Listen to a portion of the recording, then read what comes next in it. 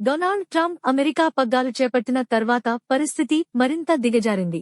ప్రకృతికి కోపం వచ్చి వినాశకరమైన వరదల రూపంలో తన ప్రతీకారం చూపించింది. తాజాగా సెంట్రల్ టెక్సాస్లో కేవలం 45 నిమిషాల వ్యవధిలో కుండపోత వర్షాల కారణంగా నది 26 అడుగులు సుమారు 8 మీటర్లు ఎత్తుకు పెరిగి వచ్చిన వరదలు అధికారులను మరియు నివాసులను తీవ్రంగా ప్రభావితం చేశాయి.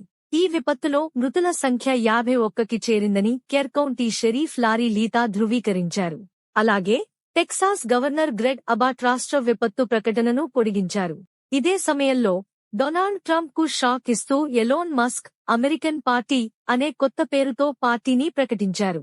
కొత్త పార్టీ గురించి మాట్లాడుతూ, వ్యర్థం మరియు అవినీతితో మన దేశాన్ని దివాలా తీయటానికి తీసుకువెళ్తున్న పరిస్థితుల్లో మనం నిజానికి ప్రజాస్వామ్యంలో కాదు, ఏకపక్ష వ్యవస్థలో జీవిస్తున్నాం.